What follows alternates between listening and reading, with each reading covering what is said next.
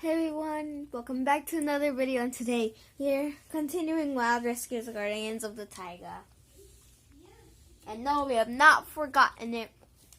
And also, can we show them? Yeah.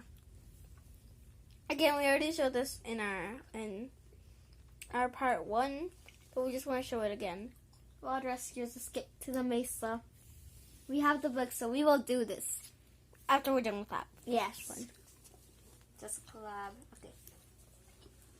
Okay, anyways, continue. We are going to continue where we left off. Alright, we're here and now at the village council to address wolf problem. Possible bounty. Boundary?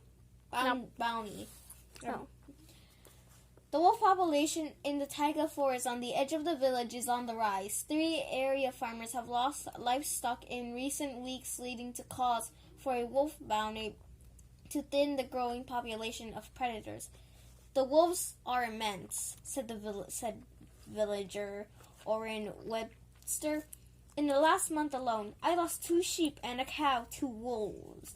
The wolves in the forest have no natural predator, added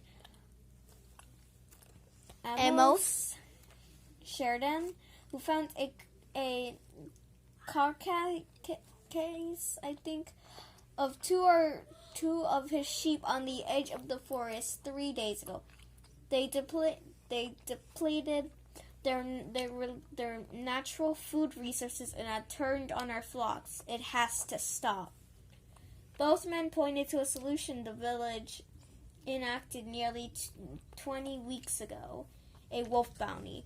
Hunters were paid a bounty of $50 for each wolf pelt they produced. After a year, the wolf population had decreased significantly and the bounty was withdrawn.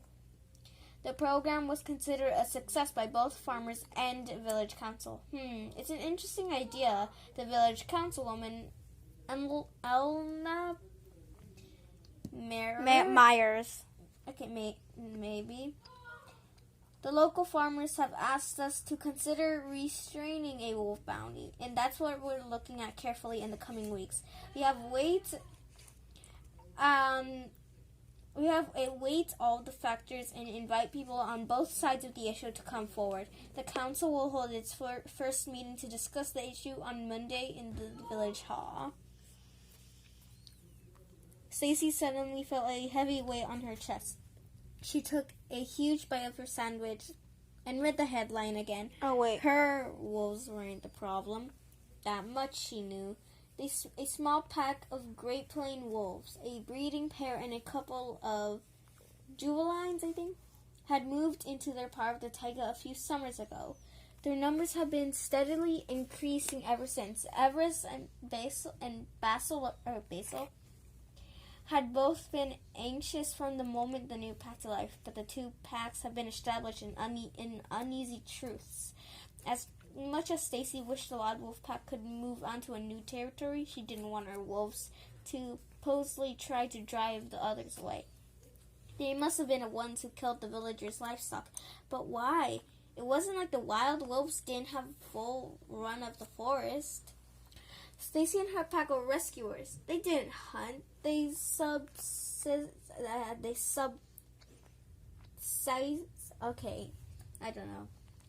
mainly Noah's daily fish catches in Stacy's small garden, leaving all the forest's large mammals for the wild wolf's diet. As much as Stacy disliked it, she understood wolves were carnivores and needed to eat. They must have increased their hunting radius to include the farmers' fields, and now that they tasted mutton, it was the only matter of time before they killed more sheep in the village. Stacy frowned and began furiously picking blackberry seeds out of her teeth. If the council passed the bounty, hunters wouldn't discriminate between Stacy's pack and wild wolves. They would all be in danger. She didn't want to worry the others, but when Everest returned, she'd tell him what she learned. Maybe he could persuade the other pack to go farther north onto a new hunting ground, and then the whole thing might blow over. Stacy ripped the article out of the newspaper and tucked it into her pants pocket. She couldn't risk the wolves finding out before she stalked to Everest. She wasn't sure if Addison had managed to teach herself how to read, but Stacy couldn't put it past her. Stacy had just started to eat the second half of her sandwich, and she realized that something, or rather someone, was missing. Hey, has anyone seen... Before Stacy could even finish her sentence, that someone appeared, and it was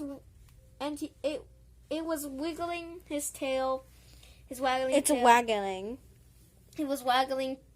It was his waggling tail that Stacy saw first. Wink! Wink backed into the cave, his rear end leading the way. Wink's normal white fur, which puffed out in all directions, was a dull, dirty gray. Stacy made a mental note to bring him to the river the next time she went and give him a bath. His private part? Yeah, you could say that. Was sticking, more like his tail. His tail was sticking up in the air. His head was lowered. He seemed to be dragging something that required all his focus. Wink worked his way backward through the cave until Stacy could see what he was dragging. His tail was clenched firmly around the handle of a bucket, rinsing with a frosty white liquid. Milk! Stacy exclaimed, jumping to her feet from the rocking chair. As he drew closer, the milk splashed over the edges of the bucket and dripped onto the ground. Oh, Wink, did you take that from a farmer? How did you manage to get it all the way? Wink tried turning towards her, losing even more milk on the other side. No, just set it down. But it was too late. The bucket teetered to one side. Milk spilled everywhere. Wink slipped, each of his 4 paws sliding out from under in a different direction, leaving him flat on his belly with a snout in the puddle Of milk. of milk. Yeah. Wolf Stone blushed, but Stacy could tell how embarrassed he was. Tucker and Basil rushed over to lap up the spilled liquid before it seeped into the cracks in the stone floor of the cave. Stacy sighed and cupped his muzzle. It's okay, Wink, she said, lifting him up. Thank you for the milk, but you are never to go to the farm again. Do you understand me? Addison had stepped into the cave just behind him, and Stacy realized she had to have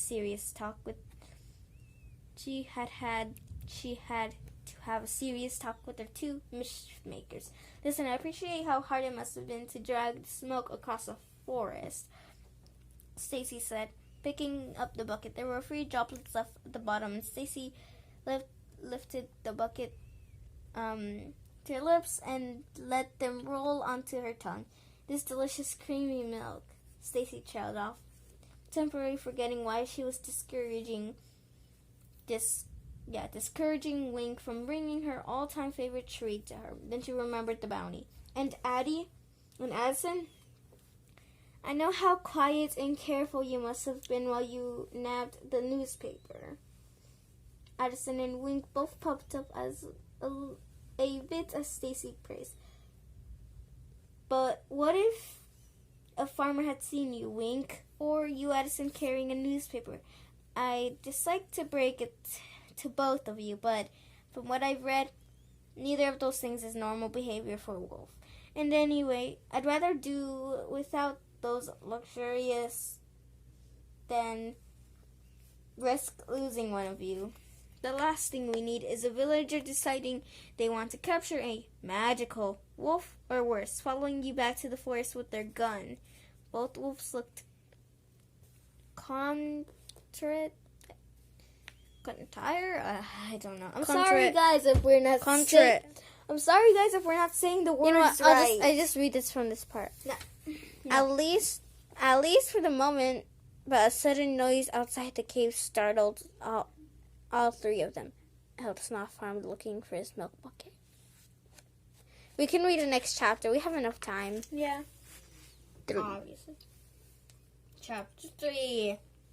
Stacy and the wolves all breathed a sigh of relief when Everest and Noah sauntered into the cave.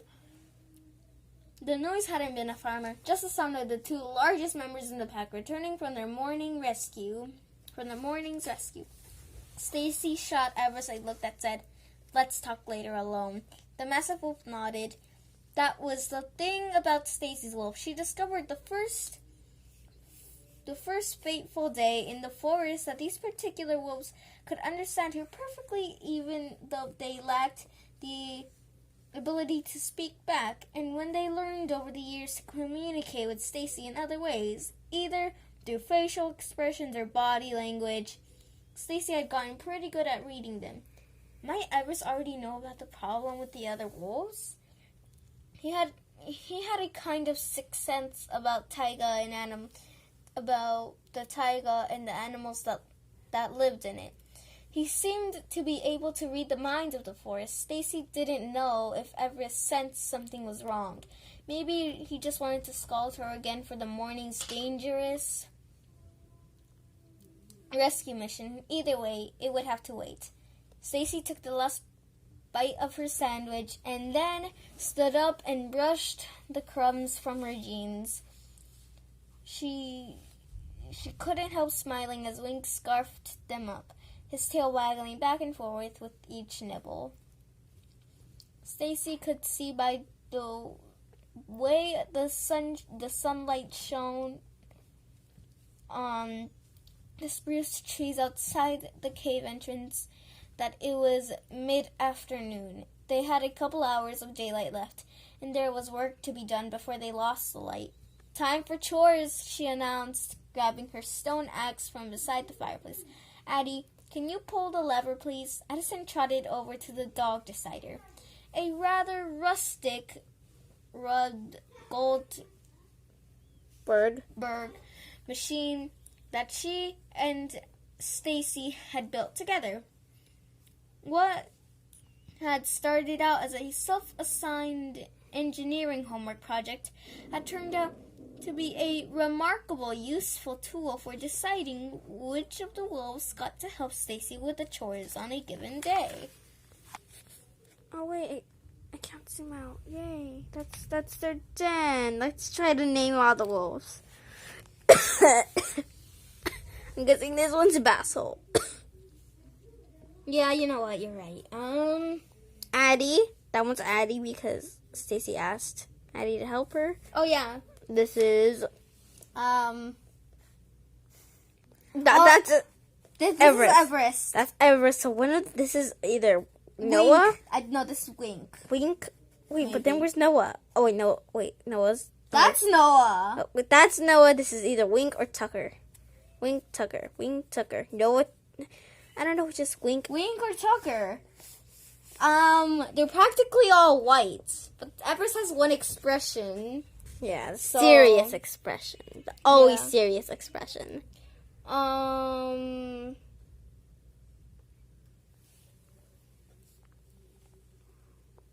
No, I don't know. Let's just continue. Addison took a wooden lever between her teeth and pulled. A lever knocked a small pine cone out of a wooden cup and into a old bird's nest that sat on the apex. The apex maybe, I don't know, of a wheel made of curved twigs that had been tightly woven together. The force of the pine cone turned the wheel, knocking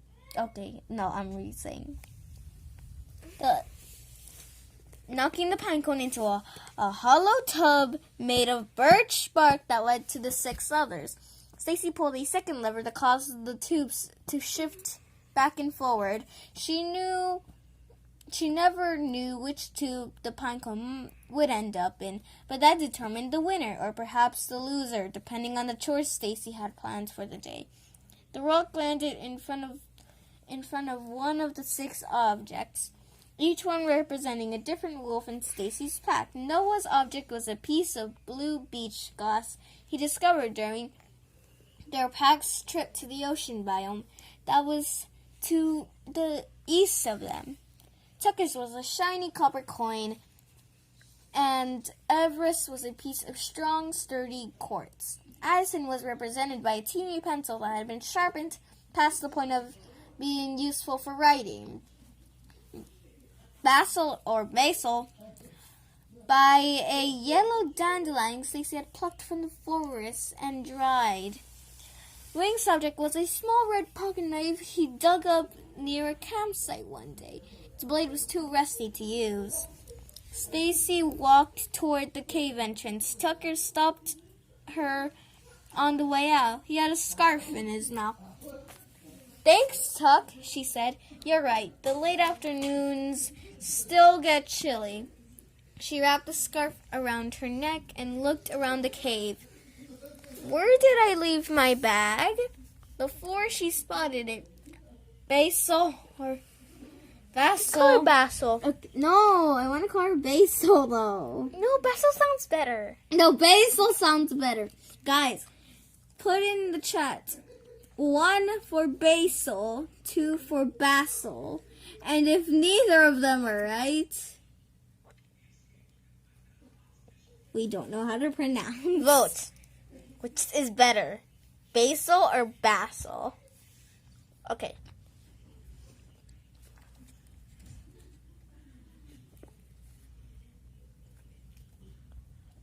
Basil retrieved Stacy's satchel. No, Basil! Okay, you know what? Just say retrieved. Okay, retrieved Stacy's satchel from a shelf in the back of the forest. She darted over to Stacy with it. Addison on her heels.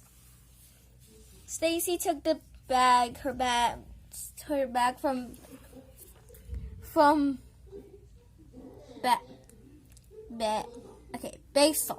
Basil, with one hand and held out the other for Addison, who dropped the red pocket knife into her palm. "Thank you, Basil. Thank you, Addison." "Wink, you're up." Wink didn't budge. Nobody else was jumped at a chance to help Stacy with the chores, except for Wink. Wink wasn't interested unless there was adventure involved. But today was a farming and wood cutting day, and Wink was apparently well aware of that fact. Wink. Wink slowly started to stand, but Everest pushed past him and planted himself soldierly by Stacy's side. "Scratch that. Wink, you've been spared. Come on, Everest." Wink excitedly spun around in place several times and popped back onto the floor whilst Everest followed Stacy out the cave. Stacy knew why Everest had volunteered. It would give her a chance to talk to him alone. Stacy stepped into the forest and immediately took a deep breath of the pine and spruce scented air she'd come to love. She'd seen pictures in books and newspapers in countries and cities around the world. She'd seen photos of tropical islands and beaches and mountain biomes, but she couldn't imagine any biome more beautiful than the Tiga forest. Stacy and Everest started walking south of the cave through the forest. An ancient stream had formed their cave thousands of years ago. What? Whoa! That is cool. It was dug into the side of a steep ridge that towered through the tall pines and spruce trees that surrounded it. The ridge was the ideal vantage. Okay, you know what? If you guys know how to say it, just say it. Vantage. Wow, I can't even say it. It's vantage. The ideal vantage point from which to guard against any threats to Stacy and her wolves. Stacy also liked to climb up there to survey the world around her. From the top, she could see that the Tiga forest stretched as far south as any eye, human or wolf, could see. To the east was a deep ravine that separated the taiga from a giant oak forest. Entrances to an old abandoned iron mine could be found along the ravine. Was a place Stacy generally avoided, always aware that there could be a sudden cave-in. Even farther to the east, beyond the old oak forest, was the beach. It was that was the farthest Stacy and the wolves ever traveled from their cave, and they'd only done it one time. It was the summer that Stacy had first read Islands of the Blue Dolphins, and she begged the wolves to show her the ocean. To the west, on either side of the river, was a forest filled of towering birch trees. Even farther west was a bit to the north, was a set of rolling hills that became low mountains. Directly north of the ridge was the swamp lands. A patch of the forest was permanently covered in a gray mist. A mucky lake sat in the center of the swamp. On a rare occasion that Noah fished there instead of the river, he always came back covered in slimy slug and smelly rotten plants. And lastly, even farther north, were tall, rugged mountains with snow-topped peaks year-round. The base of the extreme mountains was covered by a forest so dense it blocked out the sky to create a never-ending night. Stacy called that area the forest of perennial darkness. Stacy and her wolves had never had a reason to go there, and her wolves had always balked at Stacy's desire to explore it in the past. We're not going to tell you why. You already know why. While she and Everest walked through the forest, she quietly told him what she had read in the newspaper. If we can persuade the other wolf pack to leave, I think the tension will die down. Do you think they'll go? Everest shook his head. Is there better hunting elsewhere? Stacy asked. But she knew the answer was no. There was more than enough white-tailed deer, mole deer, and even moose to keep them satisfied here in the taiga. Come to think of it, why had they risked leaving and being shot by a farmer in the first place? We should at least warn the other wolves about the bounty. Can't you explain it to them in wolf speak? I'll come with you. Everest shot her a look that said, "Yeah, right." Sometimes Stacy forgot that not all wolves were as comfortable around humans as her pack was. It hadn't been until her first running with a wild pack that she had learned the wolves naturally scared of humans, and they most certainly did not understand English the way her wolf pack, and somehow was able to.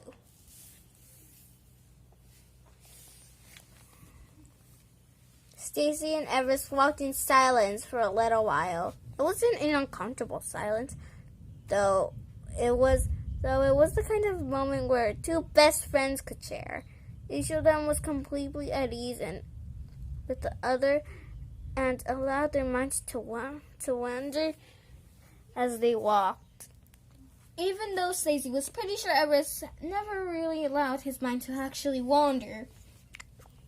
That was the thing about Everest. He was always extremely present, keeping one step ahead of Stacy and looking out for danger. Stacy's eye began to well in tears. She knew she hadn't entirely been successful in explaining the seriousness of the wolf bounty to Everest. For as long as she could remember, she had always been afraid that she'd had to leave the wolves. She didn't know how she knew, but she believed that if humans discovered her, they'd force her to to leave the life of the wild that she loved so much. It may have sounded strange to humans, but Stacy had no recollection of her family from before. This was her family, and as far as she was concerned, the only one that mattered, which is why the idea of a wolf bounty going into effect and one of her wolves being taken from her, being killed, was a new fear on an entirely different level, and Stacy couldn't bear the thought of it. She was relieved when she looked up and realized they'd arrived at their destination, and she could focus on her chores. Okay, well guys, we hope you have enjoyed this Wild Rescuers Guardians of the Tiga Video. We will definitely be doing another book read. Anyways, we hope you have enjoyed this video. Share with your friends. Wait, we didn't look at the description. Please. Now we know where there's a wolf bounty. Greg it.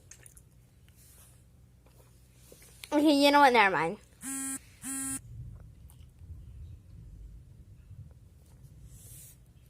know we can read this.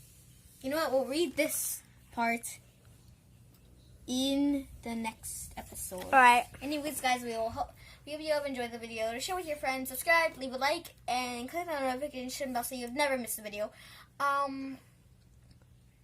And we will see you guys next time. Bye. I love you, tacos. Tacos. Bye.